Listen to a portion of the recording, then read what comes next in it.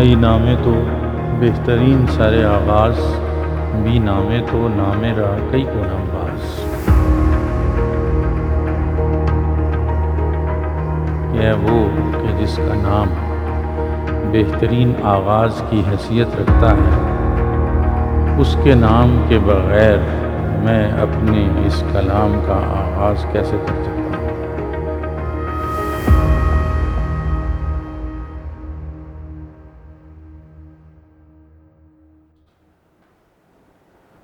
المورد کے زیر اہتمام یہ آج کی محفل، جس میں شمولیت میرے لیے باعث مسرت ہے، میرے نہایت عزیز دوست ڈاکٹر منیر احمد صاحب کا ایک عرصے سے اصرار چلا آ رہا تھا کہ میں یہاں حاضری دوں اور آپ حضرات کے ساتھ ملاقات کروں اور اپنے کاموں کے ایک گوشے پر، کسی ایک گوشے پر گفتگو کروں۔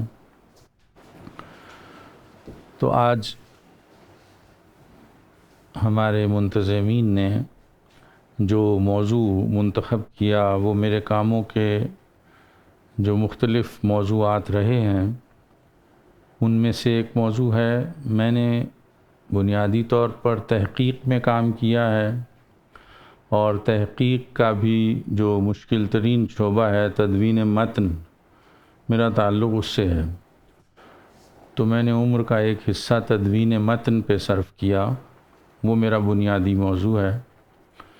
اس کے علاوہ میں نے اقبالیات میں کچھ حقیر سے خدمت انجام دی ہے، اس میں میری کوئی 7-8 کتابیں اس موضوع پر ہیں، اور اس کے بعد کچھ فکری موضوعات جن میں سے زیادہ تر ایسے ہیں جن کا تعلق نوجوان نسل سے ہے، ان پر میں نے کام کیا ہے۔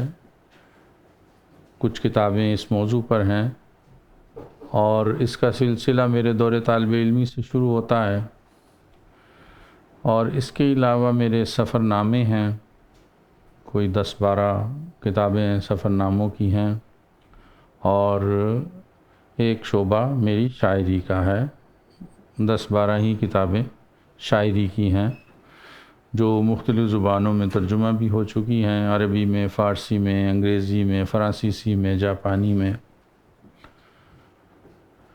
تو ان تمام شعبوں میں سے جس شعبے کا انتخاب آج کی اس محفل کے لیے کیا گیا ہے وہ نوجوان نسل کے لیے میرا کام ہے۔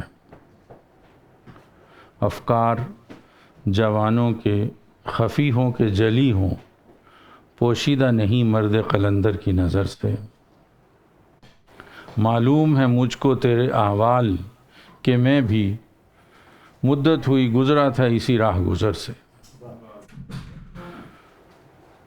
تو میری پہلی کتاب جو نوجوانوں کے لیے میں نے لکھی، اس کا پس منظر یہ تھا کہ میں جب کالج کا طالب علم تھا تو مطالعے کے شوق کی وجہ سے میری یہ خواہش تھی کہ مجھے کوئی ایسی کتاب پڑھنے کو ملے جس کا تعلق نوجوانوں سے ہو، ان کے مسائل سے ہو، ان کی پیچیدگیوں سے ہو اور ان کے حل سے ہو۔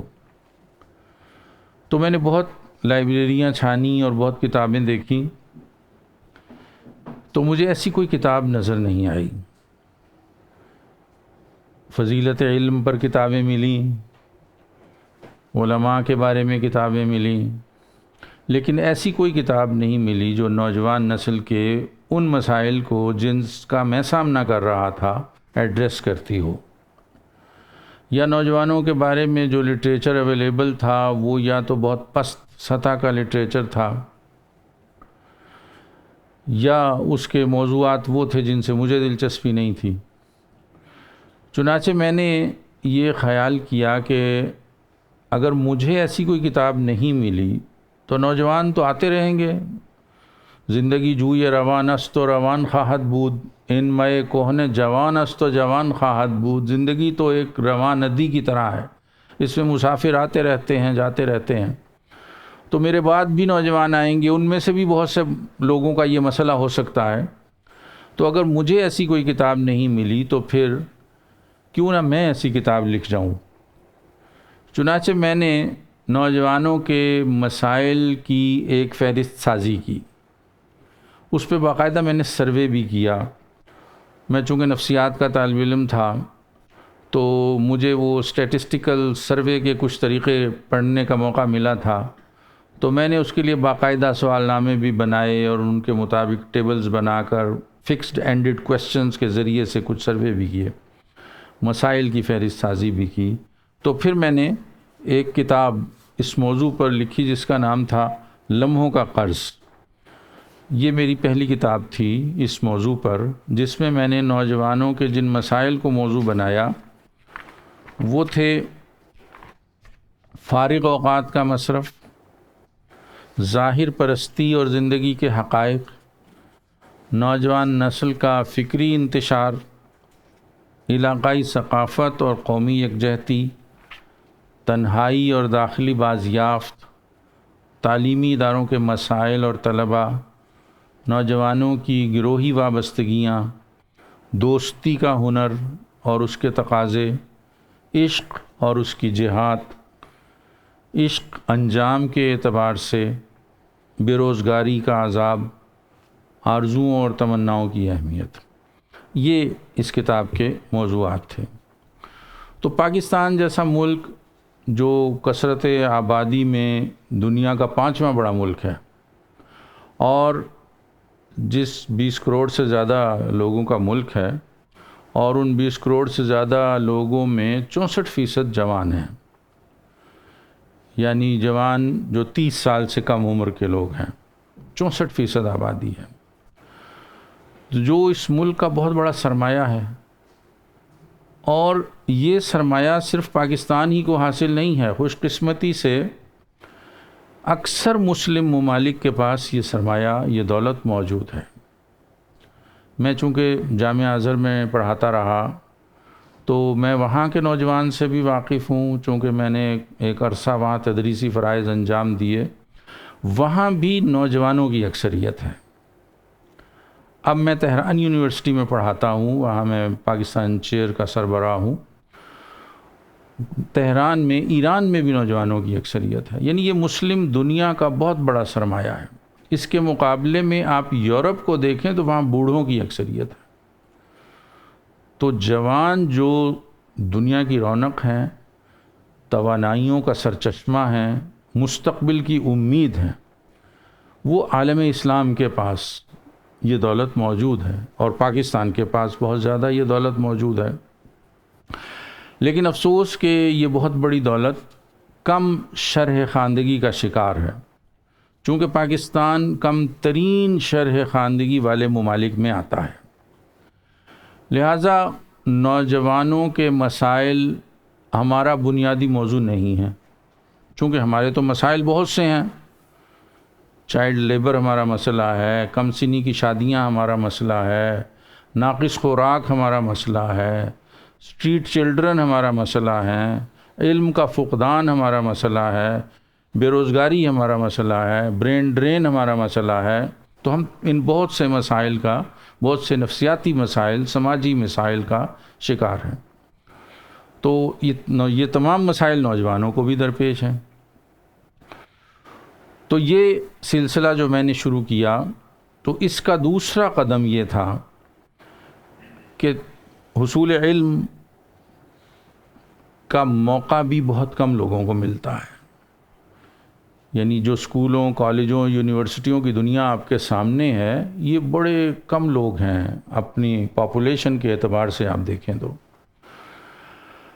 اب انہیں جو موقع ملتا ہے، اس موقع میں یہ لوگ اس وقت کا بہترین استعمال کر سکیں اور اسے نتیجہ خیز بنا سکیں، اور اس سے زندگی میں وہ نتائج حاصل کر سکیں کہ جو ان لوگوں کو میسر نہیں ہو سکتے جنہیں حصول علم کا موقع ہی نہیں ملا.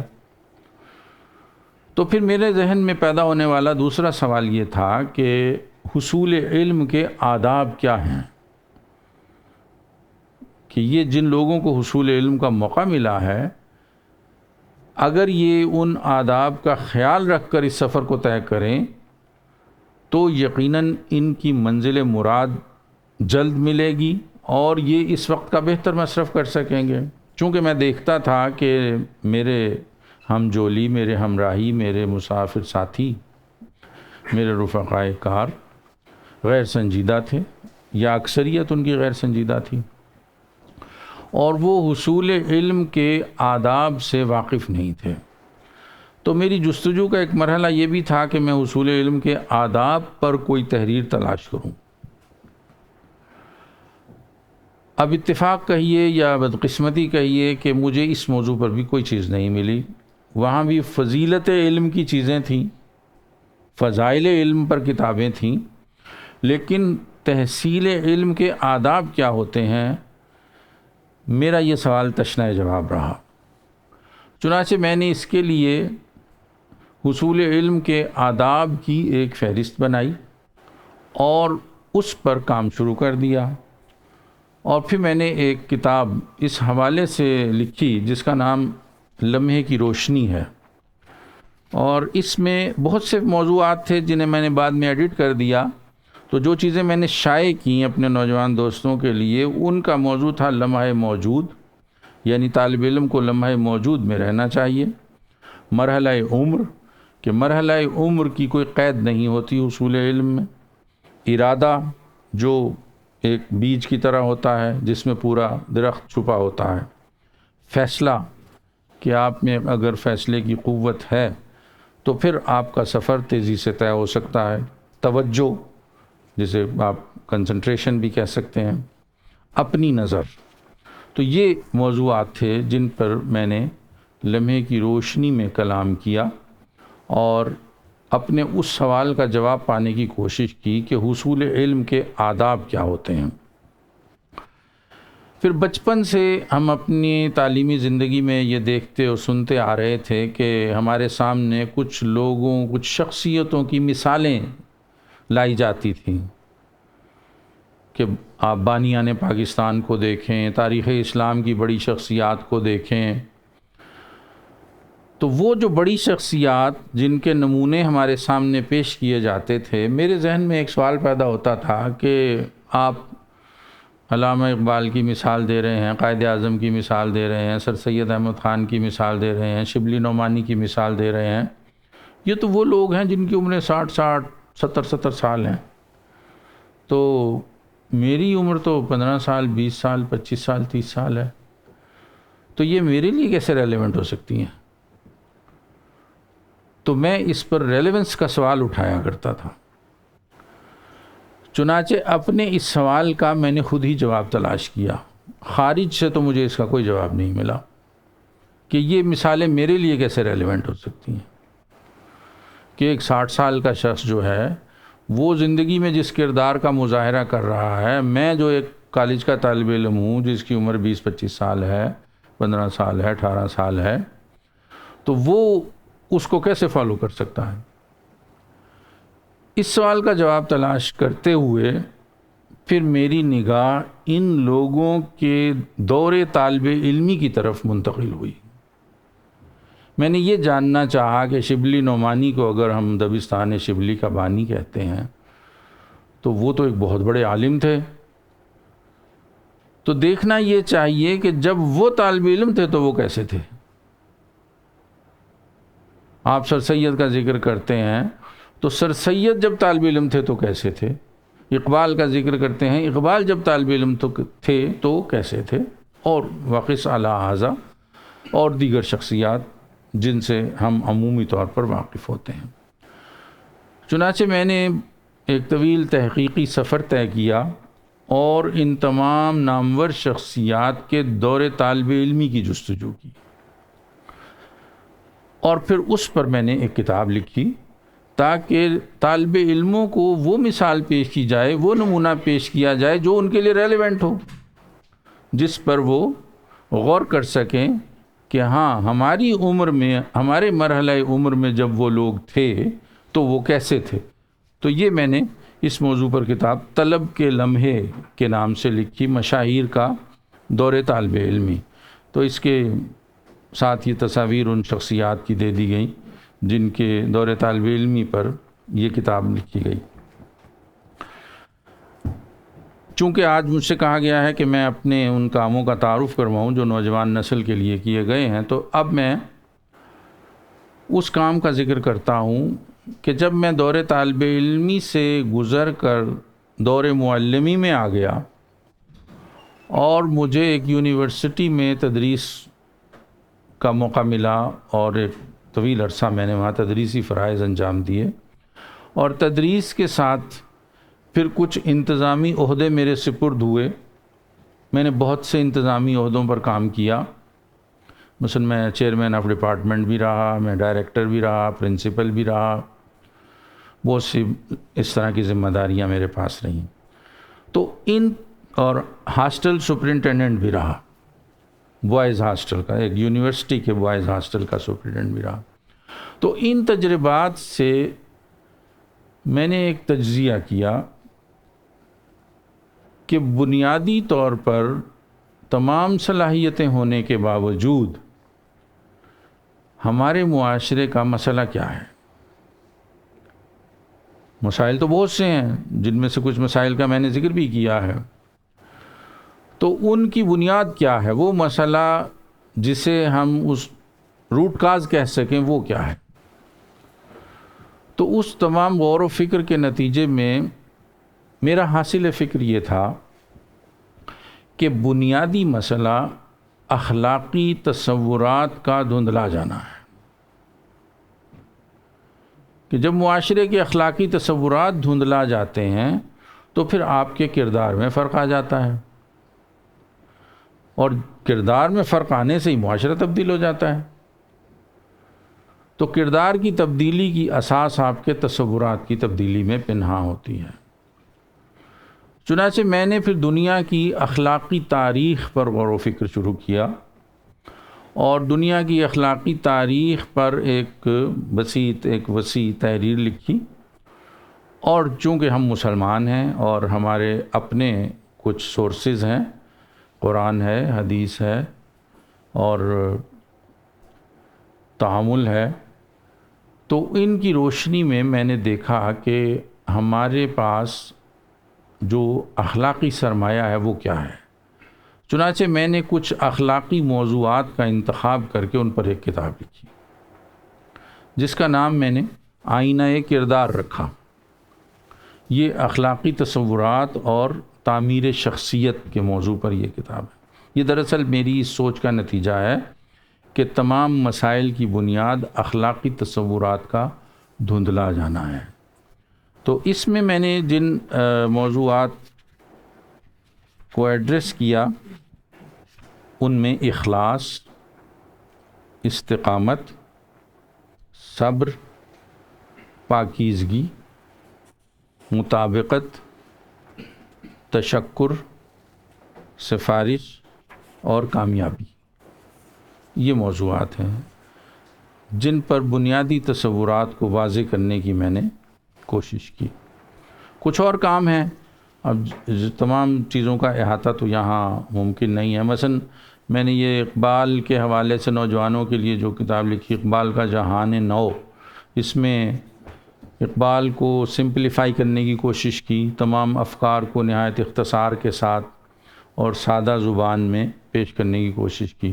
کچھ اور چھوٹے چھوٹے کام ہیں، جیسے آرزو میرا ایک موضوع ہے کہ زندگی میں آرزو کا کیا کردار ہوتا ہے، اس پہ میں نے کچھ چھوٹی ایک کتاب ہے محبت امتحان ہے، وہ اس وقت میرے پاس نہیں ہے، تو اس میں محبت کے موضوع پر اور عشق کا جو نوجوانوں کو سامنا ہوتا ہے، جس مرحلے سے وہ گزرتے ہیں، خاص طور پر یونیورسٹیوں کے طالب علم، اس پہ میں نے ایک کتاب لکھی۔ تو یہ میرے موضوعات رہے ہیں اور یہ میرے کاموں کی ایک سرسری سی تفصیل ہے۔ تو باقی کام ظاہر ہے کہ جیسا میں نے پہلے عرض کیا کہ وہ تحقیق سے تعلق رکھتے ہیں، یا وہ شاعری ہے، یا وہ سفر نامے ہیں، یا وہ تدوین متن ہے وغیرہ۔ تو اب ان تمام کاموں میں جو مختلف مسائل میں نے آپ کے سامنے ذکر کیے، تو ان تمام مسائل کو بھی اگر میں سمرائز کروں آپ کے سامنے اور کسی ایک مسئلے میں سمیٹ کر بیان کرنا چاہوں کہ نوجوان نسل کا سب سے بڑا مسئلہ کیا ہے، تو سب سے بڑا مسئلہ میرے نزدیک رہنمائی کا فقدان ہے۔ یہاں میں اس بات کی وضاحت ضرور کرنا چاہوں گا کہ مجھے اب 31 سال ایک یونیورسٹی میں پڑھاتے ہوئے ہو گئے ہیں، اور ان 31 سالوں سے پہلے کالجوں کی تدریس کا تجربہ بھی ہے، اور ان 3 دہائیوں سے زیادہ وقت میں نے صرف پاکستان کے نوجوانوں کو نہیں پڑھایا، میں نے یورپ کے نوجوانوں کو بھی پڑھایا ہے، میں نے فار ایسٹ کے نوجوانوں کو بھی پڑھایا ہے، میں نے عربوں کو بھی پڑھایا ہے، میں نے افریقہ کے لوگوں کو بھی پڑھایا ہے۔ تو اب بھی میں ایک دوسرے ملک میں تدریسی فرائض انجام دے رہا ہوں،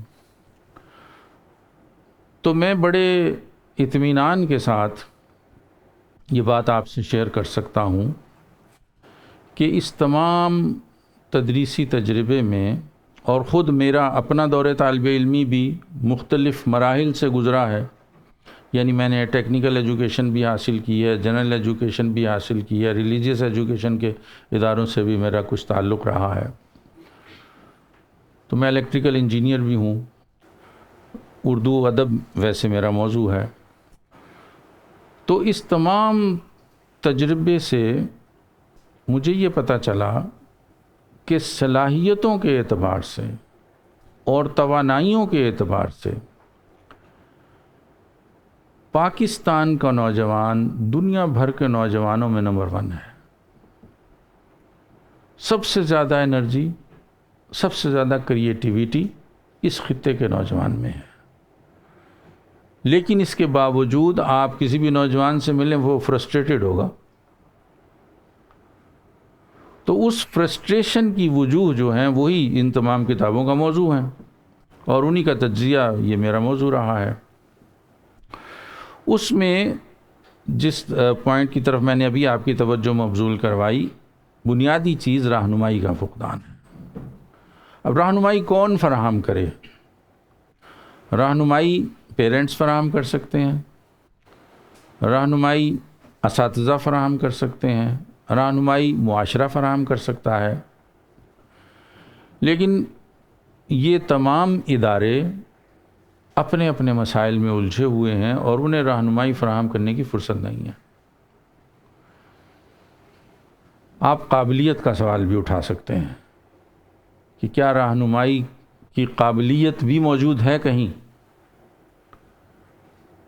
اور اساتذہ جن سے سب سے زیادہ یہ توقع کی جا سکتی ہے، خود ان کے تصورات کیا ہیں؟ ابھی میں نے عرض کیا نا کہ اعمال کی بنیاد آپ کے تصورات پر ہوتی ہے۔ آپ کا تصور حیات کیا ہے؟ ہمیں نہیں معلوم ہوتا کہ ہمارا تصور حیات کیا ہے۔ ہم زندگی گزار دیتے ہیں لیکن ہمیں نہیں پتا ہوتا کہ ہمارا زندگی گزارنے کا نقطہ نظر کیا تھا۔ ہم کس پہ زندگی گزارتے ہیں، کس اصول پر زندگی گزارتے ہیں؟ معاشرتی دباؤ پر زندگی گزارتے ہیں۔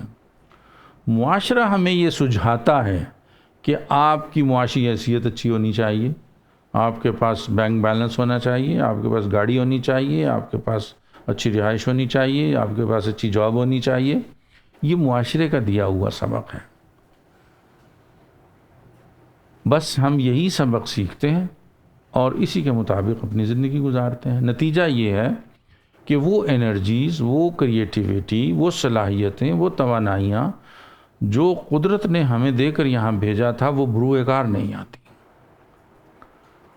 اور ہم جو بہت بڑی منزلوں کو سر کرنے کی صلاحیت رکھتے تھے، بہت چھوٹے مقاصد میں اپنی زندگی کو صرف کر کے اس دنیا سے گزر جاتے ہیں۔ یہ میرے نزدیک زندگی کا کوئی اچھا مصرف نہیں ہے۔ تو وہ رہنمائی کہاں سے میسر ہو؟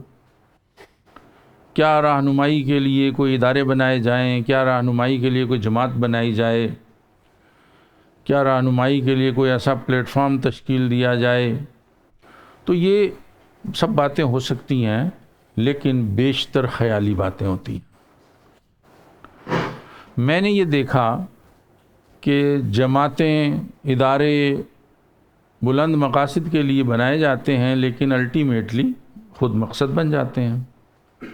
اور پھر جماعتوں اور اداروں کا مقصد ہی اولین ترجیح ہوتا ہے۔ تو میں تو اپنے طالب علم نوجوان دوستوں سے یہ چاہتا ہوں کہ وہ اپنے رہنما خود بنے۔ تراش از تیشی خود جادی خویش، براہ دیگران رفتن عذاب است۔ غرض دستے تو کار نادر آید، گناہی ہم اگر باشد ثواب است۔ کہ اپنے تیشے سے اپنا راستہ خود تراشیں، دوسروں کے بنائے ہوئے راستوں پر چلنا تو عذاب ہوتا ہے۔ آپ اگر کریٹیو ہیں، آپ کے اندر اگر قوت تخلیق ہے، آپ تخلیقیت کے حامل ہیں، تو آپ اس تخلیقیت کا مظاہرہ کریں۔ آپ کے کاموں میں نیونیس ہونی چاہیے، نیاپن ہونا چاہیے، کریٹیو ٹچ ہونا چاہیے۔ ہو سکتا ہے اس میں آپ سے غلطی بھی ہو جائے، تو گناہی ہم اگر باشد ثواب است، اگر غلطی بھی ہوگی تو وہ بھی موجب ثواب ہی ہوگی۔ تو یا پھر نوجوان اپنے ماحول میں ایسے لوگ تلاش کریں جو ان کے رہنما بن سکتے ہیں، یعنی وہ بنے بنائے آپ کو گھڑے گھڑائے پیش تو نہیں کوئی کرے گا، آپ ڈھونڈ سکتے ہیں، اور ماحول میں معاشرے میں ایسے لوگ موجود ہوتے ہیں، ہمیشہ موجود ہوتے ہیں۔ وہ آپ کے پیرنٹس میں بھی ہو سکتے ہیں، آپ کے خاندان میں ہو سکتے ہیں، آپ کے تعلیمی ادارے میں ہو سکتے ہیں، آپ کے محلے میں ہو سکتے ہیں، آپ کے شہر میں ہو سکتے ہیں، آپ کے ملک میں ہو سکتے ہیں، آپ کے گرد و پیش کہیں نہ کہیں کوئی نہ کوئی ایسا شخص ہوتا ہے جسے آپ تلاش کریں۔ مجھے اقبال نے جاوید نامہ کے آخر میں اپنے بیٹے کو، اور اصل میں تو پوری نسل نو کو نصیحت کرتے ہوئے کہا تھا کہ گر نہ یابی صحبت مرد خبیر، از ابوجد آنچ من دارم بگیر۔ کہ اگر تجھے کوئی رہنمائی نہ ملے، کوئی مرد خبیر نہ ملے، کوئی دانا و بینا شخصیت نہ ملے، تو پھر جو میں نے اپنے آباء و اجداد سے پایا، جو دولت مجھے ملی، اسی دولت کو اختیار کر لینا۔ وہ کیا تھی؟ پیر رومی را رفیق راہ ساز، تا خدا بخشت تو را سوز و گداز۔ پھر رومی کو اپنا رہنما بنا لینا تاکہ خدا تمہیں سوز و گداز کی نعمت عطا کرے۔ اب رومی کو رہنما کیوں بنا لیں؟ تاریخ تو بھری پڑی ہے لوگوں سے۔ اس کا سبب بتاتے ہوئے کہا کہ زان کے رومی ماغز را دانت ز پوست، پا یہ او محکم فتت در کوی دوست۔ اس لیے کہ رومی مغز اور چھلکے میں تمیز کرنا جانتا ہے، اور دوست کے کوچے میں اس کا قدم بہت مضبوط پڑتا ہے۔ تو یہ ایک طریقہ ہے کہ آپ کسی شخص کو اپنا رہنما تصور کر لیں۔ اب ظاہر ہے رومی میں اور اقبال میں تو صدیوں کا فاصلہ ہے نا، تو اقبال اپنے سوال جو ہے وہ رومی کے سامنے رکھتا ہے، آہ مکتب کا جوان گرم خوں، ساحر افرنگ کا صید زبوں۔ یہ اقبال اپنا سوال کر رہا ہے رومی سے، پیر رومی مرید ہندی، کہ یہ جو نوجوان ہے جو جس کا خون گرم ہے، ساحر افرنگ کا صید زبوں، یہ مغرب کے ہاتھوں شکار ہو گیا ہے، یہ تو ایک پجمردہ اور افسردہ پرندے کی طرح شکار ہو کر اس کے شکار بند میں جا گرا ہے۔ تو اس کا کیا سبب ہے کہ ہمارا نوجوان اپنی اس عظیم تاریخی، تہذیبی، تعلیمی روایت سے منقطع ہو گیا ہے، اور یورپ کی ظاہری چکا چوند کو دیکھ کر اتنا متاثر ہوا ہے کہ اپنے تہذیبی ورثے سے کٹ کر یورپ کی طرف مائل ہو گیا ہے۔ وہ ایک مرے ہوئے پرندے کی طرح اس کے شکار بند میں جا گرا ہے۔ حالانکہ اقبال نے 1911 میں علی گڑھ میں ایک خطبہ دیا تھا، دا مسلم کمیونٹی اے سوشیولوجیکل اسٹڈی۔ آپ کبھی وہ خطبہ پڑھیں، اس میں انہوں نے بڑی وضاحت سے لکھا ہے کہ میں پورے اعتماد کے ساتھ یہ بات کہہ سکتا ہوں کہ دنیا کی تاریخ میں کسی قوم کے پاس ویسی مثالیں نہیں ہیں جیسی ہمارے پاس ہیں۔ مسلمانوں کی تاریخ میں جیسی شاندار عالی شان مثالیں موجود ہیں وہ دنیا کی تاریخ میں کسی قوم کے پاس نہیں۔ اب بدقسمتی یہ ہے کہ آپ نے ایک ایسے زمانے میں آنکھ کھولی ہے جو زوال کا زمانہ ہے، جس میں ہر چیز روبہ زوال ہے، ڈیٹیریوریشن ہی ڈیٹیریوریشن آپ کو ہر طرف نظر آتی ہے، تو لہٰذا آپ اس عظیم تاریخی ورثے سے ناواقف محض ہیں۔ تو اس لیے اقبال سوال اٹھا رہا ہے کہ آہ مکتب کا جوان گرم خوں، ساحر افرنگ کا صید زبوں۔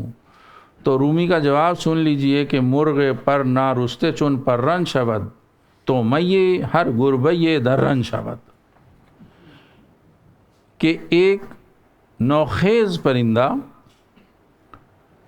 جب اڑنے کی کوشش کرتا ہے، جب ابھی اس کے بالوں پر پختہ نہیں ہوئے تو وہ گر جاتا ہے، اور گرنے کے بعد جنگلی بلی کا نشانہ بن جاتا ہے، اس کا لقمہ بن جاتا ہے۔ یہ جواب ہے کہ آپ نے اپنے پروں کو پختہ نہیں کیا، اپنے بالوں پر محنت نہیں کی، بالوں پر کی پختگی کے بعد اڑنے کی مشق نہیں کی، آپ نے اس سے پہلے ہی آشیانے سے باہر قدم رکھا اور جنگلی بلی کا شکار ہو گئے۔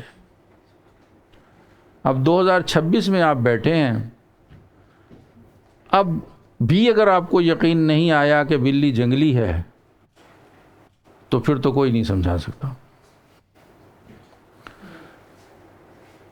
آپ دیکھیے، آپ سنتے ہیں نا جین زی، کہ جی اب ہم جین زی کے سامنے ہیں، تو اب اگر اس ٹرمینالوجی میں بات کریں تو میرا تعلق تو جین ایکس سے ہے، یعنی جو 60s کی دہائی کے لوگ ہیں وہ جین ایکس ہیں، اور 80s والے جین وائی ہیں، اور یہ جو موجودہ نوجوان ہیں یہ جین زی ہے۔ پہلے تو ایک جنریشن اور دوسری جنریشن میں 40 سال کا فرق ہوتا تھا، یعنی 40 سال کے بعد ہم کہتے تھے کہ جنریشن گیپ آ گیا ہے، اب وہ کمیونیکیشن نہیں ہو سکتی، پرانی نسل اور نئی نسل کے درمیان ابلاغ میں رکاوٹ آ جاتی تھی۔ اب وہ اتنا تیز ہے گیپ، اب تو 5 سال بعد جنریشن گیپ آ جاتا ہے۔ اب تو بڑے بھائی اور چھوٹے بھائی میں جنریشن گیپ ہے، وہ جو پہلے ایک نسل اور دوسری نسل میں ہوا کرتا تھا۔ تو اس جنریشن گیپ کے زمانے میں، جین زی کے زمانے میں بھی آپ کو اچھے نمونوں کی ضرورت ہے۔ ہاں، جن سہولتوں میں جین زی نے آنکھ کھولی ہے وہ جین ایکس کے لوگ ان کا تصور بھی نہیں کر سکتے تھے۔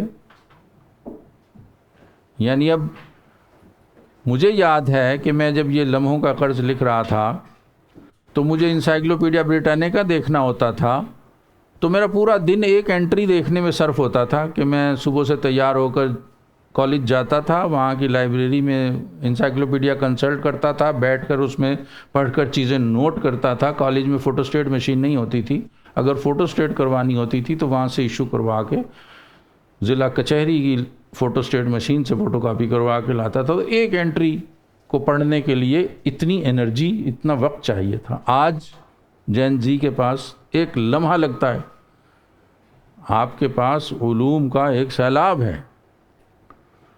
تو اگر آپ اس سیلاب میں سے بھی اپنا کاسہ نہ بھر سکیں تو یہ تو بہت بڑی محرومی کی بات ہے۔ تو اس اعتبار سے وہ جو جین ایکس کے لوگ تھے انہوں نے جو کچھ کر دکھایا ہے وہ تو آپ کے لیے ایک بہت اچھا نمونہ اور بہت اچھی مثال ہونی چاہیے، اور آپ کا سفر اس سے بہت آگے جانا چاہیے، آپ کی منزلیں اس سے بہت بلند ہونی چاہیے۔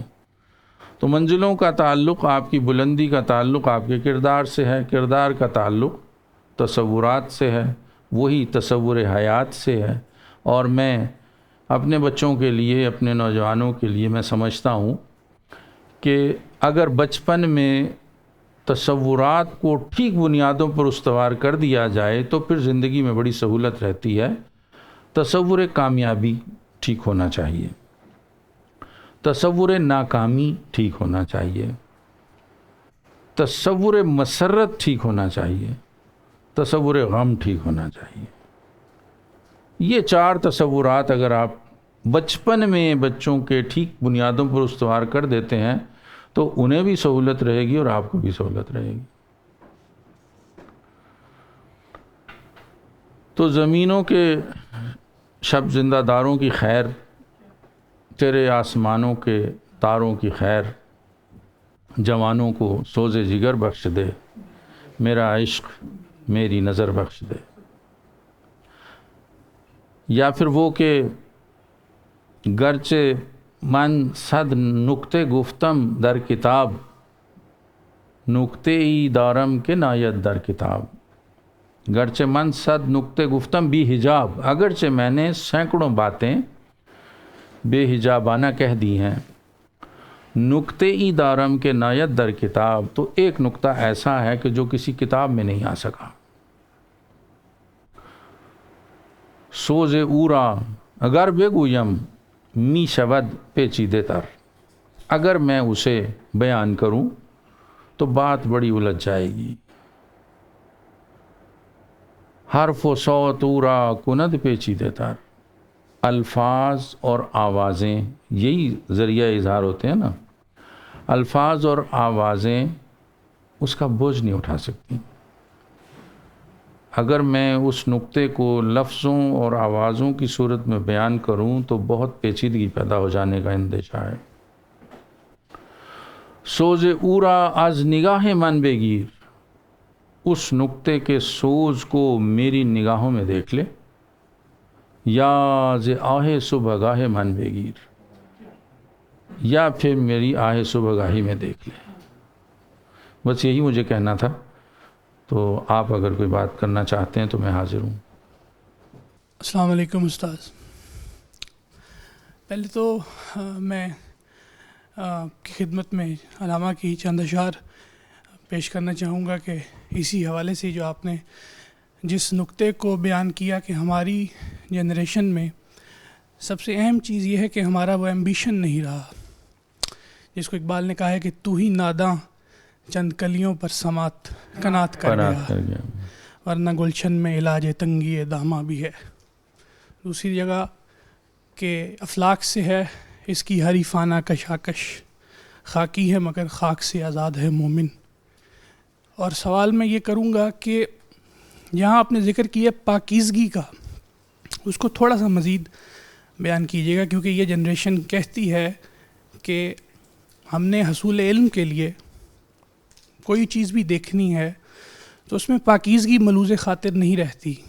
یہ چیز بنیادی طور پر وہ سمجھتے ہیں کہ بس ہمیں کوئی نئی چیز مل رہی ہے تو ہم بس اس کو حاصل کر لیں، لیکن پاکیزگی کے کن کن پہلوؤں کو ہمیں رکھنا چاہیے، جیسے نگاہوں کی پاکیزگی سب سے اہم ہے، تو اس پہ بھی علامہ نے کہا کہ مانیے ہر فم کنی تحقیق اگر، بنگر بادیدہ صدیق اگر، قوت قلب و جگر در گردد نبی، از خدا محبوب در گردد نبی، کہ جس کی نگاہوں میں صداقت نہ ہو وہ کبھی صداقت نہیں دیکھ سکتا۔ تو اس پر کچھ واضح کر دیجیے گا کہ پاکیزگی کے کن کن اصولوں کو ہم بنیادی طور پر سمجھیں۔ بہت شکریہ۔ جی بہت شکریہ۔ دیکھیے بنیادی بات تو وہی ہے کہ آپ کا تصور حیات کیا ہے، جو میں نے چند بنیادی تصورات کی بات کی، تمام آپ کے اعمال انہی تصورات پر استوار ہوتے ہیں۔ نگاہ بھی آپ کے کردار کا ایک حصہ ہے، اور کردار کی اساس آپ کا تصور ہے۔ تو آپ کے پاس اگر پاکیزگی کے وہ تصورات ہیں جو ہمیں از روئے الہام عطا ہوئے ہیں، تو پھر ظاہر ہے کہ آپ کی کچھ لمیٹیشنز ہوں گی، آپ کی نگاہوں کی کچھ حدود ہوں گی جن سے آگے وہ نہیں جانا چاہیں گی۔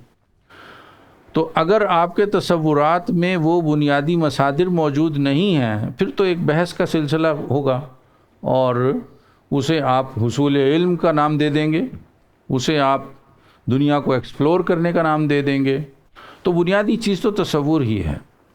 اب ہمارا تصور تو یہی ہے نا کہ نگاہ دل کے دروازوں میں سے ایک دروازہ ہے. تو جب آپ کی نگاہ جہاں جاتی ہے وہ وہاں آپ کا پورا وجود داخل ہو جاتا ہے. جیسے ہمیں یہ ادب سکھایا گیا نا کہ آپ کسی کے گھر جائیں دستک دیں تو دستک دے کر دروازے کے سامنے کھڑے نہ ہوں، سائیڈ پر ہو کر کھڑے ہو جائیں. اس لیے کہ جب دروازہ کھلے گا تو کہیں نگاہ اندر نہ چلی جائے. تو نگاہ اندر جائے گی تو ایسے ہے جیسے آپ خود اندر چلے گئے، کسی کے گھر میں بلا اجازت داخل ہو گئے. تو یہ تصورات کی بات ہے نا، ہمارے تصورات اس طرح سے ہیں. تو ہم نگاہ کی پاکیزگی کو بہت اہم سمجھتے ہیں، اور ہم سمجھتے ہیں کہ اگر دل و نگاہ مسلمان نہیں تو کچھ بھی نہیں. یعنی آپ کے قلب کو اور آپ کی نگاہ کو پاکیزہ ہونا چاہیے. اسی سے وہ کردار جنم لے گا جو دنیا میں آپ کو فائز المرام کر سکتا ہے، اور جو آتنا فی الدنیا حسنۃ وفی الآخرۃ حسنۃ کی راہ پر آپ کو گامزن کر سکتا ہے. وہ جو اقبال نے کہا نا کہ نوجوانی را چو بینم بی ادب، روز من تاریک تر گردد چو شب. کہ جب میں کسی بے ادب نوجوان کو دیکھتا ہوں، کسی گستاخ نوجوان کو دیکھتا ہوں، کسی ایسے نوجوان کو دیکھتا ہوں جو ان آداب سے آشنا نہیں ہے، تو میرے دنوں کے اجالے تاریکیوں میں بدل جاتے ہیں. تو ان تاریکیوں کو اگر آپ اجالوں میں ہی بدلنا چاہتے ہیں تو پھر آپ کے تصورات ان بنیادوں پر استوار ہونے چاہیے جن کا ہم ذکر کر رہے ہیں کہ دین سراپا سوختن اندر طلب. کہ دین جو ہے وہ تو طلب کے اندر مسلسل طلب کی راہ میں سلگتے رہنے کا نام ہے.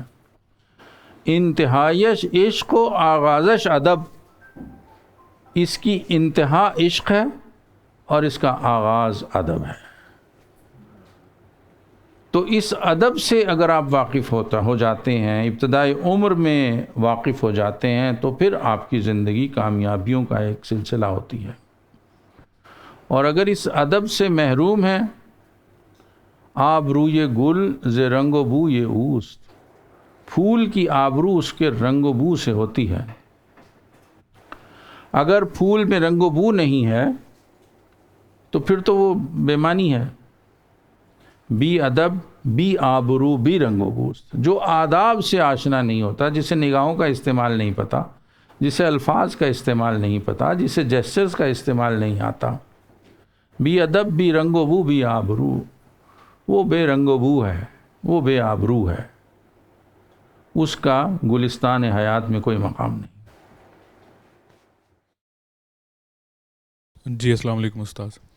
میرا سوال ایک گلہ اور شکوہ کی صورت میں ہے. وہ اس لیے کہ بچپن سے لے کر جوانی تک اور اس کے بعد بھی، یونیورسٹی کی تعلیم ہو یا اس سے پہلے کالج کی، تو جو کتابیں ہم پڑھتے ہیں یا جن اساتذہ سے ہم استفادہ کرتے ہیں، وہ یہ سب چیزیں ہمیں سکھا رہے ہوتے ہیں، اور ہر قدم پر وہ اس طرف ہی توجہ دلا رہے ہوتے ہیں کہ کہیں آپ چوک نہ جائیں، کہیں جو چیزیں ہم نے آپ کو بچپن سے سکھائی ہیں اور جو ویلیوز، جو اقدار بچپن میں ہمیں سکھا دی جاتی ہیں، اس میں وہ نہیں چاہ رہے ہوتے، نہ اساتذہ نہ معاشرہ، کہ ان میں کوئی کسی بھی طرح سے کوئی خلل آئے. لیکن جیسے ہی یہ پڑھائی کے دور سے نکل کر ہم عملی زندگی میں داخل ہوتے ہیں تو بالکل ایک الگ دنیا ہوتی ہے، جہاں پر پہلے وہی آپ کی ایمانداری، وہی آپ کی نیک نیتی اور اس طرح کے جتنے بھی جذبات ہیں، وہ تقاضا کیا جا رہا ہوتا ہے کہ وہ بدرجہ یتم آپ میں موجود ہونے چاہیے. بعد میں انہیں کتابی کہہ کر پھر ہمیں یہ سکھایا جا رہا ہوتا ہے کہ عملی زندگی ایک مختلف زندگی. تو میرا یہ شکوہ ہے بڑی دیر سے، اور آپ نے جو گفتگو کی ہے اس میں مجھے یہ یاد آیا کہ مجھے یہ آپ سے پوچھنا چاہیے کہ یہ اتنا زیادہ اس میں ڈفرینس کیوں ہے اس حد تک، کہ یہ جو تھیوریٹیکل زندگی، پھر میں تو یہی سمجھتا ہوں کہ ہم ایک تھیوریٹیکل زندگی جی رہے ہوتے ہیں جب تک ہم یونیورسٹی کے طالب علم ہوتے ہیں، اور اس کے بعد جب ہم عملی زندگی میں آتے ہیں وہ پھر اسے پریکٹیکل زندگی کہا جاتا ہے، اور کہا جاتا ہے کہ کتابیں جو ہیں وہ ان سے نکلو اور اب اصل زندگی میں آ گئے ہو، اب لوگوں سے سیکھو، ہر جگہ ایمانداری نہیں چلتی، ہر جگہ پر آپ کا شریف ہونا، آپ کا ایک اس مزاج کے ساتھ لوگوں کے ساتھ برتنا جو کہ بچپن میں سکھایا گیا تھا اب اس طرح سے نہیں چلے گا. تو یہ جو ایک ایبرپٹ شفٹ ہے یہ ہمیں بڑے کیوں اس طرح سے سکھاتے ہیں اور بعد میں کیوں دوسرا تقاضا پیدا ہو جاتا ہے؟ اچھا، بڑی دلچسپ بات ہے. میرا مشاہدہ تو اس کے برعکس ہے. یعنی میں نے عرض کیا نا کہ میں طویل عرصے سے 3 دہائیوں سے زیادہ عرصے سے ایک یونیورسٹی میں پڑھا رہا ہوں، اور پہلے میں نے اسکول میں بھی پڑھایا، کالج میں بھی پڑھایا، یونیورسٹی میں بھی. میں تو دیکھتا ہوں کہ جو طالب علم ہے اس کے تصورات بن چکے ہیں،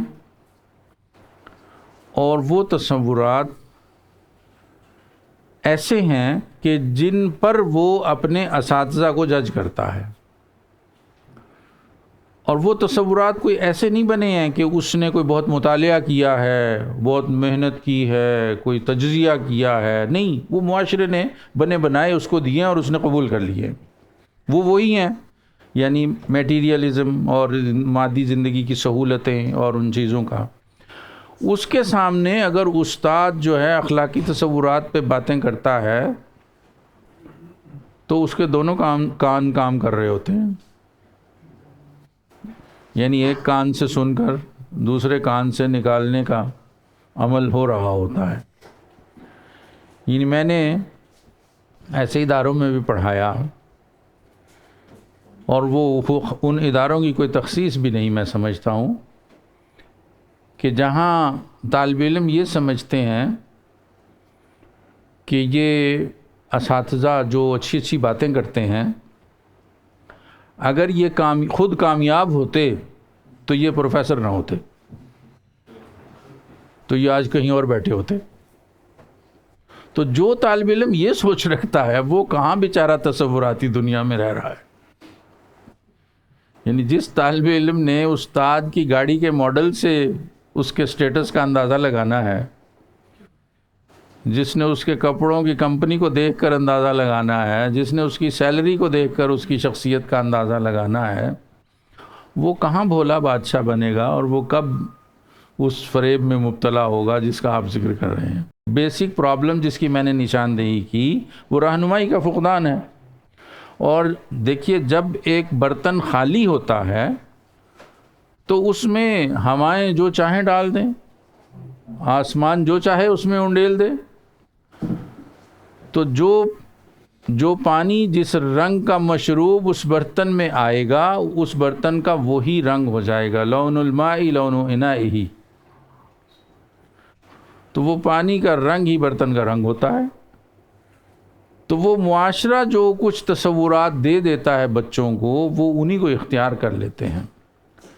بلند تر تصورات کی عدم موجودگی میں جو اویلیبل تصورات ہوتے ہیں وہی کام کرتے ہیں. جی استاد، میرا سوال یہ ہے کہ جن ڈسپلنز میں اقدار ہیں، بلند تصورات ہیں، ان کا تعلق ذہن کے ساتھ ہے، دماغ کے ساتھ ہے، اور جن ڈسپلنز کا تعلق آپ کے پیٹ کے ساتھ ہے ان کی مارکیٹ میں ڈیمانڈ بہت زیادہ ہے. اب کنفیوژن یہ ہے کہ جہاں سے بلند تصورات ملنے ہیں، اقدار کا پتہ چلنا ہے، ویلیوز کا پتہ چلنا ہے، وہ کارپوریٹ سیکٹر سے ہم آہنگ نہیں ہیں، ان کی ڈیمانڈ نہیں ہے. تو اس جو خلیج آ گئی ہے کہ جن مضامین کا ڈسپلن کا تعلق آپ کے پیٹ کے ساتھ ہے، آپ کی ضروریات کے ساتھ ہے، ان کی ڈیمانڈ ہے. تو طالب علم جہاں سے بلند تصورات لینے ہیں اگر وہ وہیں پہ چلے گا تو بھوکا مرے گا، اور جہاں پہ مٹیریلسٹک اس کو اپروچ ملنی ہے ظاہر ہے پھر اس نے اس طرف جانا ہے. تو وہ جو اس دوراہے پہ کھڑا ہے اس خلیج کو وہ کیسے پار کرے؟ جی، یہ بہت اہم بات آپ نے کی، اور اس پہ ہمارا ذہن واضح ہونا چاہیے جو نہیں ہے. یعنی ہم سمجھتے ہیں کہ یہی ایک حقیقت ہے کہ پیٹ اور چیز ہے اور دماغ اور چیز ہے. اصل میں یہ سوچ جو آج معاشرے میں ایک زندہ حقیقت بن کر موجود ہے، یہ ہمارے تصور تعلیم میں آنے والی تبدیلی کا نتیجہ ہے. ہماری ٹریڈیشن میں ان دونوں چیزوں میں کوئی فرق نہیں تھا. مسلم تہذیب میں تعلیم اور آپ کی سماجی مادی ضروریات باہم جڑی ہوئی تھیں. وہاں بنیادی مسئلہ شخصیت کی تشکیل تھا. جب ایک شخصیت بن جاتی ہے تو وہ بھوکی نہیں مرتی، اسے حصول روزگار کا طریقہ بھی آ جاتا ہے. آپ نے شخصیت کو دو ٹکڑوں میں بانٹ دیا، کاٹ دیا، ٹکڑے ٹکڑے کر دیا، اور ایک آپ نے پیٹ والی شخصیت بنا دی اور ایک دماغ والی سوچ والی شخصیت بنا دی. یہ ظلم ہوا. ہماری ٹریڈیشن میں ایسا کچھ نہیں تھا. یہ تبدیلی کیسے آئی؟ یہ تعلیم بدلنے سے آئی. اور وہ تعلیم کب بدلی؟ وہ یہاں برطانیہ کے سیاسی قبضے کے بعد تبدیل ہوئی. اس سے پہلے آپ کا یہاں یہ مسئلہ نہیں تھا، یہ تصور نہیں تھا. دیکھیے اس کی نشاندہی اکبر الہ آبادی نے کی تھی اپنے ایک شعر میں کہ شیخ مرحوم کا قول اب مجھے یاد آتا ہے. شیخ مرحوم کا قول اب مجھے یاد آتا ہے. یہ سنیے گا مصرع: دل بدل جائیں گے تعلیم بدل جانے سے. دل بدل گئے، آپ کا خیال ہی بدل گیا. آپ سمجھتے ہیں کہ جو آپ سے باتیں کرے گا کہ سچ بولیں، اخلاص کے ساتھ کام کریں، آپ اپنے فرض کو اچھی طرح نبھائیں، یہ بھوکا مرے گا. ایسا نہیں تھا اور ایسا نہیں ہوتا. شخصیت کی تشکیل ہوتی تھی. تعلیم کا مقصد شخصیت کی تشکیل تھا. اب آپ جو تعلیم دے رہے ہیں اس کا مقصد ہرگز شخصیت کی تشکیل نہیں ہے. اس کا مقصد تو حصول روزگار ہے، وہ بھی جیسا مل رہا ہے آپ کے سامنے. تو تعلیم کا تصور تبدیل ہوا، جس کا یہ لازمی نتیجہ ہمارے سامنے ہے. جی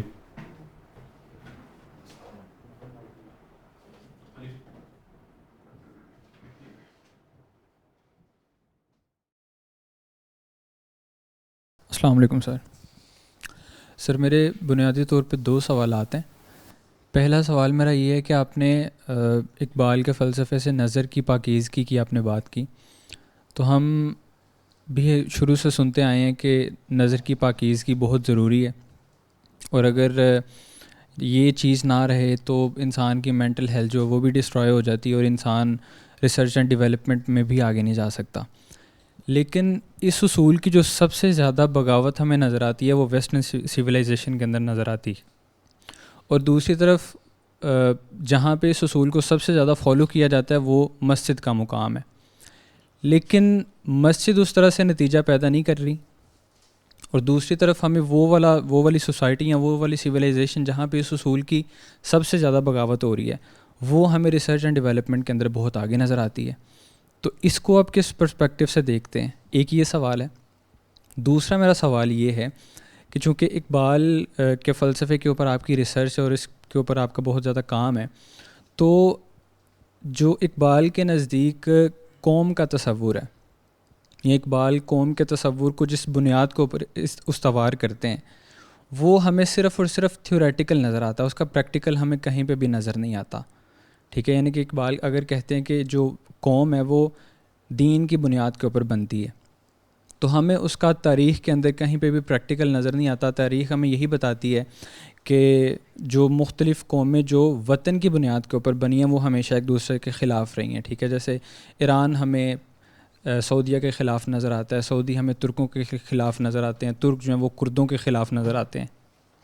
تو ہیں تو وہ بیسیکلی سارے مسلمان ہیں. تو اگر ان کا دین ایک ہے تو پھر ہمیں پریکٹیکل فارم امہ کی کیوں نہیں نظر آتی؟ تو اس کو آپ کس نظر سے دیکھتے ہیں؟ اس کو ذرا وضاحت سے بیان کر دیجیے. جی بہت اہم سوال ہے یہ. دوسرا سوال اسی پہ میں بات کرنا چاہوں گا. اصل میں اقبال کا جو ہمارے ذہنوں میں تعارف ہے وہ بڑا محدود ہے. ہم اسے مفکر پاکستان سمجھتے ہیں. تو مفکر پاکستان ہونا اس کی سب سے چھوٹی حیثیت ہے. وہ اس سے بڑھ کر مفکر اسلام ہے اور اس سے بھی بڑھ کر مفکر انسانیت ہے. تو انسانیت کے مفکر ہونے کی حیثیت سے وہ یہ سمجھتا ہے کہ انسانیت ایک ٹوٹیلٹی ہے. تو اس انسانیت کا ایک وطن ہونا چاہیے جو جغرافیائی حدود سے بلند تر ہو. اور آپ دیکھیے کہ اس کا مسئلہ جو ہے بنیادی مسئلہ یہی رہا، انسان ہی رہا. یعنی پہلی کتاب کیا تھی؟ اسرار خودی، جس میں انسانی خودی کے مراحل بیان کیے تھے. اور آخری کتاب ارمغان حجاز جو وفات کے بعد شائع ہوئی، اس کی آخری نظم ہے حضرت انسان. وہاں بھی انسان ہی اس کا موضوع ہے. اگر مقصود کل میں ہوں، یہ آخری شعر ہے اس کا، آخری نظم کا آخری شعر ہے. اگر مقصود کل میں ہوں تو مجھ سے ماورا کیا ہے، میرے ہنگامہ ہے نو بنو کی انتہا کیا ہے. تو وہ انسانیت کے وطن کی بات کرتا ہے.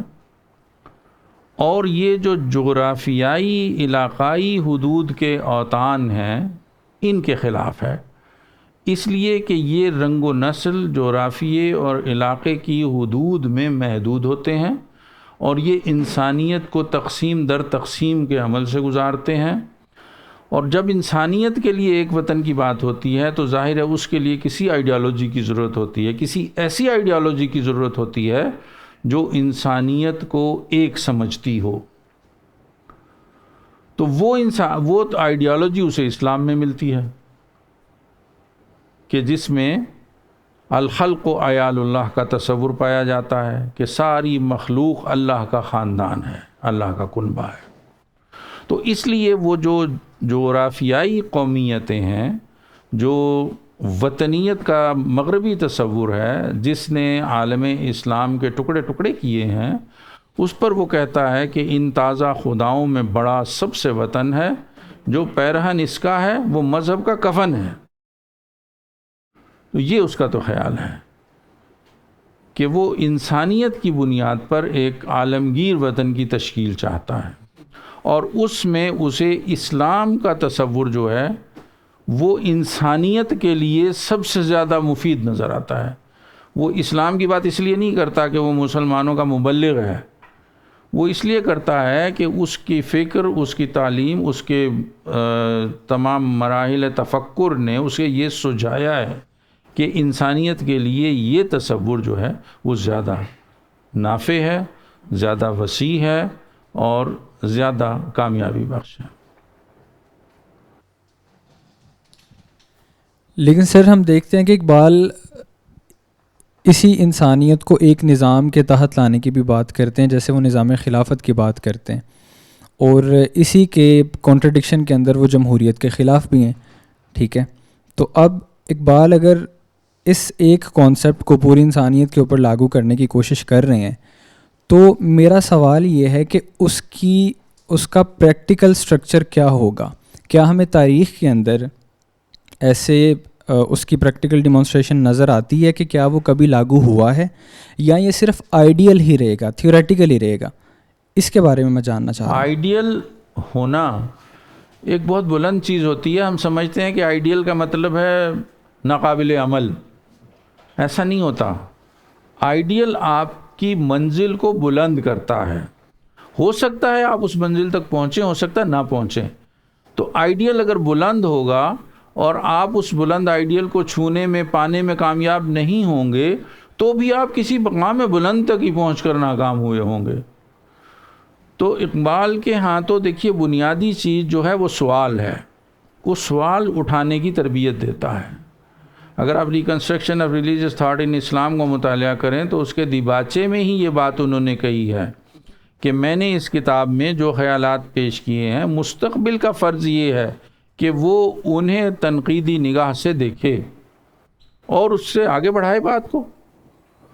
تو وہ اگر کسی خاص نظام کو اپریشیٹ کرتا ہے اس کی خوبیوں کی وجہ سے کرتا ہے، اور ساتھ ہی وہ کسی نظام پر تنقید کرتا ہے تو یہ اس کی معروضیت کا اظہار ہے کہ گریز از طرز جمہوری غلام پختہ کارش ہو کہ از مغز دو صد خر ذہن انسانی نمی آید. تو لیکن آپ دیکھیں کہ وہ ریکنسٹرکشن آف ریلیجیس تھاٹ میں کیسے کیسے مذہبی انسٹیٹیوشنز کو جمہوری انسٹیٹیوشنز کے ساتھ ملا دیتا ہے. تو وہ تو ایک تھنکر ہے، وہ آپ کے ذہنوں میں سوال اٹھاتا ہے اور آپ کو بلند منزلوں سے آشنا کرتا ہے. وہ کوئی پیغمبر نہیں ہے، وہ کوئی مذہبی شخصیت نہیں ہے، وہ کوئی ایسی شخصیت نہیں ہے کہ آپ اس کے مقلد بن جائیں. وہ ایک تخلیقی فنکار ہے. اس تخلیقی فنکار نے آپ کو کچھ ایسے تصورات دیے ہیں جو آپ کو ترفع عطا کرنے والے ہیں، اور اگر آپ ان آئیڈیلز کو اچیو کرنے کی کوشش کرتے ہیں تو آئیڈیلز تک نہ پہنچنے کے باوجود آپ کا مقام بلند ہو جاتا ہے. السلام علیکم سر. سر میرا وہ شاہزمان کے جو سوال تھا نا اس کی تھوڑی سی ایکسٹینشن سمجھ لیں کہ آپ نے جو جواب دیا وہ ہو سکتا ہے کہ 90-95% لوگ ہوں، لیکن شاید ابھی بھی 5-1% کچھ ایسے ہوں کہ وہ حالی والا حساب ہے کہ بہت جی خوش ہوا حالی سے مل کر، ابھی کچھ لوگ باقی ہیں جہاں میں. تو اگر سر وہ ہیں فار ایگزامپل مائنیوٹ اماؤنٹ میں ہی ہیں، تو وہ جب کارپوریٹ سیٹنگ میں آج کل ذرا زیادہ ہو گئی ہے تو اس میں بطور انسان ہی جو اس کی ایجنسی ہے وہ تقریباً ختم ہو گئی ہے. تو اس حوالے سے اگر آپ کچھ کہیں. اور دوسرا سر میرا جو شعبہ ہے وہ ہے نفسیات کا. تو ہمارے پاس میرا بچوں کے ساتھ کام کرنے کا تھوڑا زیادہ اتفاق رہا. تو ان کے والدین سر آج ایک بہت مسئلے سے بھی آتے ہیں، اور دنیا میں جو ریسرچ بھی ہو رہی ہے وہ بہت زیادہ جو ہے وہ بچوں کی پرورش اور پیرنٹنگ سٹائلز پہ ہو رہی ہے. تو جیسے کہ یہ ساری گفتگو ہم کر رہے ہیں، جس جین زی کی آپ نے بات کی 2026 کی، تو جس طرح آپ نے وہ تصور مسرت اور تصور غم کی بات کی، تو ہمیں کون سے ایسے تصورات یا اس عمر میں کیسے کیسے تصورات کو ڈھیلنا چاہیے، یا اس کا طریقہ کار کیا ہو سکتا ہے فی زمانہ، کہ اس کی جو بعد میں جب بچہ بڑھے تو وہ اس تک ٹھیک طرح سے آبیاری کرے یا اس کو صحیح طریقے سے ریئلائز کرے. میرا خیال ہے کہ میں نے اس سوال کا جواب تو اپنی گفتگو میں دے دیا ہے کہ بنیادی چیز یہ ہے کہ آپ کو زندگی کے بارے میں اپنا نقطہ نظر معلوم ہونا چاہیے، اور وہ نقطہ نظر مستعار نہیں ہونا چاہیے، سنا سنایا ادھارا ادھر ادھر سے لیا ہوا نہیں ہونا چاہیے، وہ آپ کا اپنا ہونا چاہیے. تو اگر آپ کے پاس اپنا نقطہ نظر ہے زندگی گزارنے کا جو ہمیں نہیں معلوم ہوتا، زندگیاں گزار دیتے ہیں اور ہمیں نہیں پتہ ہوتا کہ ہمارا نقطہ نظر کیا ہے، تو اگر آپ کے پاس اپنا نقطہ نظر ہے تو یقیناً آپ بچوں میں ٹرانسفر کریں گے اسے. تو اگر ایک استاد کے پاس اس کا اپنا اوریجنل پوائنٹ آف ویو موجود ہے، زندگی کا تصور موجود ہے، پھر اس کے لیے کوئی مسئلہ نہیں ہے. تو بنیادی مسئلہ یہ جو نفسیاتی مسائل اور نفسیات کے جو ہوتی ہیں چیزیں، ان میں یہی دیکھتا ہوں، چونکہ ہمارے ہاں بھی ظاہر ہے کہ نفسیات کا ایک بڑا شعبہ ہے، کہ اساتذہ کے اپنے تصورات واضح نہیں ہوتے.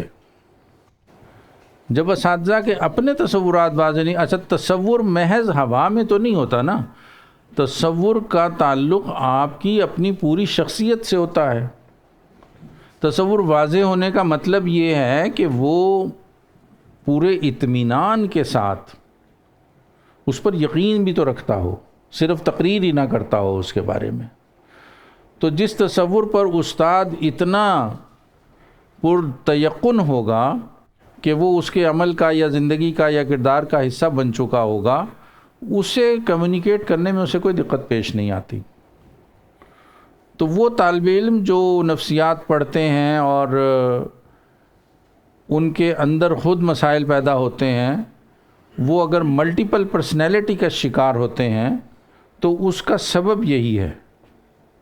اور وہ جو میں نے ابھی اقبال کے حوالے سے بات کی کہ ہمارے پاس جو ہے اتنا بڑا سرمایہ موجود ہے کہ جو دنیا کی کسی دوسری قوم کے پاس نہیں ہے، تو اب اگر ہم اس سے ناواقف ہیں تو یہ نہ اس تاریخ کا قصور ہے، نہ اس سرمایہ کا قصور ہے، نہ اس تصور حیات کا قصور ہے، یہ تو ہمارا اپنا ہی قصور ہے۔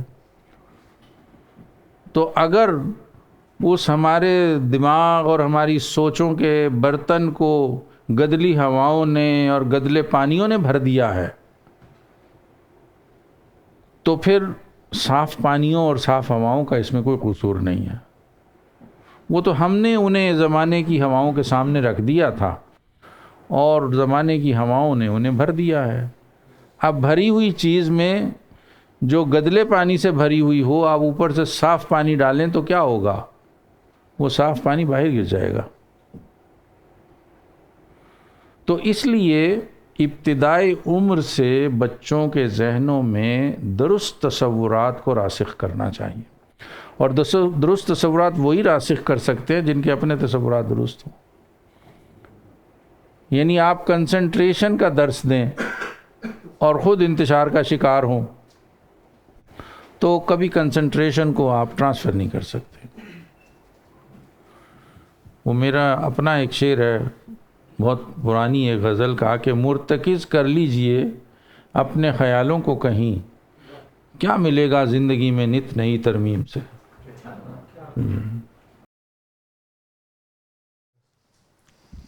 السلام علیکم سر، میرا تعلق زیادہ ادب کے شعبے سے نہیں ہے، لیکن میں ایک چیز آبزرو کرتا ہوں کہ now we live in the age of algorithm. Now جو کنونشنل استاد شاگرد سے ایک علم کا نالج ٹرانسفر ہو رہا ہے یا پیرنٹس انفلوئنس کر رہے ہیں، وہ چیز ناؤ اف آئی سٹ ہیئر اور آج کے دور میں دیکھوں تو وہ میرے خیال میں ایک چیز آبسلیشن کے حد تک ختم ہونے کی طرف جا رہی ہے۔ اس ٹائم پہ جتنے بھی بچے آ رہے ہیں، نوجوان ہیں، ایون ایڈلٹس جو ہیں، so the most influential thing in their life is algorithm. تو الگوریدم ڈیسائیڈ کر رہا ہے کہ کس کے پاس کیا تھاٹ آئے گا اور اس کے خیالات کس طرح فارم ہوں گے۔ ایون ہم جس محفل میں بیٹھے ہیں اس میں بھی کئی لوگ اس لیے آئے ہیں بیکاز الگوریدم ڈیسائیڈڈ کہ ان کو میں یہ انوائٹ شو کر دیتا ہوں۔ سو ان دس ورلڈ جو ہمارا کنونشنل ایک استاد شاگرد اور تعلیم اور ادب کا ہم ایک منتقل کرنے کا جو پروسیس بناتے ہیں، جو جس پہ ہم گفتگو بھی کر رہے ہیں کہ کس طرح ہم کر سکتے ہیں، تو وہ کیا آپ کو آبسولیٹ ہوتا نظر نہیں آ رہا؟ تو اس کو ہم فیوچر میں کس طرح لے کے چلیں؟ تصورات تعامل سے زندہ رہتے ہیں، جب تک ان پر عمل کرنے والے لوگ موجود رہیں گے تصورات موجود رہیں گے۔ جب عمل کرنے والے زیرو ہو جائیں گے تو تصورات اوجھل ہو جائیں گے۔ تو جن تصورات کی ہم بات کر رہے ہیں، میری ذاتی رائے میں ان میں بہت جان ہے، اور وہ گزرتے ہوئے وقت سے مٹائے نہیں جا سکتے۔ یہ جس عہد سے ہم گزر رہے ہیں یہ ایک عارضی عہد ہے۔ اس طرح کے عہد قوموں کی زندگی میں آتے رہتے ہیں، یہ نشیب و فراز ہیں، کبھی نشیب ہے کبھی فراز ہے۔ تو اب ہماری قسمت کہ ہم نشیب کے زمانے میں پیدا ہوئے، تو اس نشیب کے زیر اثر آپ اپنے فراز کو فراموش تو نہ کریں، اور یہ تو نہ کہیں کہ فراز کبھی تھا ہی نہیں اور نہ کبھی آ سکتا ہے۔ تو اپنے تصور کو زندہ رکھیں، اپنے خیالات پر استوار رہیں، اور جتنی بھی تاریکیاں بڑھ جائیں آپ شمع جلاتے رہیں۔ شکوہ ظلمت شب سے تو کہیں بہتر تھا اپنے حصے کی کوئی شمع جلاتے جاتے۔ جیسے وہ شازمان نے کہا، میرا تو سر یہ میری بھی عمر 60s کی ہے، 61 کی برتھ ہے۔ مجھے تو ہمارے بہت قریبی لوگوں نے پریشرائز کیا، جسے معاشرتی دباؤ کہتے ہیں نا، کہ یہ غلط کام کرنے ہیں۔ تو آپ ہمیں ایک تو یہ آپ نے جو چیزیں بتائی ہیں کہ صحیح تصور مسرت اور غم، اور دوسرا کامیابی اور ناکامی. اور دوسرا اس کے پر ہم معاشرتی دباؤ کو اس کے خلاف ہم کھڑے کیسے ہوں، اس پہ بھی کوئی رائے دے دیں. ہاں، اس میں بہت سی چیزیں ہیں، جیسے کہ ابھی میں نے ذکر کیا کہ تعلیم بہت بڑا فیکٹر ہے، اور جس نظام تعلیم میں ہماری تربیت ہوئی ہے وہ سارا نظام تعلیم اسی اصول پر استوار ہے جس کی طرف آپ نے اشارہ کیا، اور اس نظام تعلیم کا کوئی تعلق شخصیت کی تشکیل سے نہیں ہے. لیکن اب ہماری نسلوں کی نسلیں اسی سے گزر رہی ہیں، اور ان سے ہم ان خیالات و تصورات کی توقع ہی نہیں کر سکتے. تو ہمارا تصور تو یہ تھا کہ جیسے میں نے مسائل کو سمرائز کرتے ہوئے ایک مسئلے میں سمو کر آپ سے گفتگو کی، تو اسی طرح اس سارے مسئلے کو، اس مبحث کو سمیٹتے ہوئے کہ ہمارا تصور یہ تھا کہ شخصیت کی تشکیل کے لیے کسی شخصیت کو تلاش کیا جائے، کہ جو کتابیں ہیں، جیسے ابھی کسی نے بات کی نا کہ وہ تو لفظ ہیں، باتیں ہیں، بے جان ہیں، اوراق ہیں، تو وہ تو آپ کو اس طرح انفلوئنس نہیں کر سکتے جس طرح ایک جیتا جاگتا وجود انفلوئنس کر سکتا ہے. تو معاشرے میں ویسے جیتے جاگتے کرداروں کو پیدا کرنا، ویسے جیتے جاگتے کرداروں کو تشکیل دینا، ویسے جیتے جاگتے کرداروں کو تلاش کرنا، ان کی قدر کرنا، ان کی عزت کرنا، ان کا احترام کرنا، اور اپنے بچوں کے سامنے انہیں پیش کرنا، یہی اس کا تدارک ہو سکتا ہے. سر، جیسے اس نے شاہزمان نے کہا، ہمیں پڑھایا گیا کہ دیانتداری بہترین حکمت عملی ہے. جب ہم عملی زندگی میں آئے تو ہمیں پتہ چلا خوش آمد بہترین حکمت عملی ہے. ہمیں کوئی آدمی ایسا نہیں ملا تلاش کے باوجود کہ جس کی حکمت عملی دیانتداری اور محنت پہ ہو. اب ہم ایک تو یہ اس پہ بتائیں، پھر ہم معاشرے کو، میرا سوال یہ تھا کہ ہم یہ معاشرتی دباؤ کو وسٹینڈ کیسے کریں. وہی میں عرض کر رہا ہوں، میں اس کے پتوں اور شاخوں میں نہیں الجھنا چاہ رہا، میں جڑ کی طرف جانا چاہ رہا ہوں. تو اگر آپ پتوں اور شاخوں میں الجھیں گے تو پھر ظاہر ہے کہ یہ ایک نشست تو کافی نہیں ہوگی، وہ تو آپ الجھتے چلے جائیں گے. جو آپ نے جو مجھے وقت کا تعین بتایا تھا، میں نے اپنی گفتگو اس میں ختم کر دی تھی، اور اب یہ سوالات ہیں، میرا خیال ہے کہ اب اس کو بھی سمرائز کرنا چاہیے، سمیٹنا چاہیے. آپ کی گفتگو کا، آپ کے سوال کا جو ایسنس ہے، میں اس کی روشنی میں جواب دے رہا ہوں آپ کی بات کا، کہ شخصیتوں کی تشکیل شخصیتوں کی مدد سے ہوتی ہے. آپ معاشرے میں شخصیتیں پیدا کریں، ان کی تشکیل کریں، ان کا احترام کریں، ان کی قدر کریں، ان کی جستجو کریں، تو انہیں دیکھ کر لوگ سیکھیں گے. انہیں دیکھ کر پتہ چلے گا کہ سچ بولنے والا آدمی بھی قابل احترام اور کامیاب ہوتا ہے، ہو سکتا ہے. دیانتدار شخص بھی ترقی کر سکتا ہے. یہ ماڈل سے پتہ چلے گا آپ کو، تقریر سے نہیں پتہ چلے گا. تقریر سے تو آپ تردید کر دیں گے، جیسے آپ کے ذہنوں میں تردید آ رہی ہے کہ نہیں ایسا تو نہیں ہوتا. وہ کسی نے ایک تحریف کر کے شعر بنا رکھا ہے نا، اقبال کی تحریف کر کے، کہ جھکنے والوں نے رفتیں پائیں، ہم خود ہی کو بلند کرتے رہے.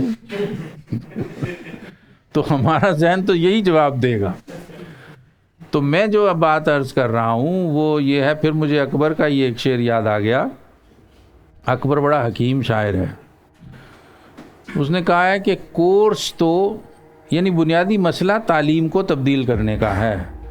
تعلیم جس نے آپ کو یہ سوسائٹی اور یہ تصورات دی ہیں جن سے اب ہم بحث کر رہے ہیں، تو کورس تو لفظ ہی سکھاتے ہیں. کتابیں پڑھا دیں آپ لا کے، تو ان میں تو کاغذوں پر لفظ لکھے ہوئے ہیں نا، وہ لفظ لکھے ہوئے تھے، آپ نے پڑھ لیے، یاد کر لیے. کورس تو لفظ ہی سکھاتے ہیں، آدمی بناتے ہیں. بس میرا خیال ہے کہ کافی گفتگو ہو گئی، تو اسی پہ ہم اختتام کرتے ہیں. تو آپ سب کا بہت شکریہ، آپ کے حسن سماعت کا.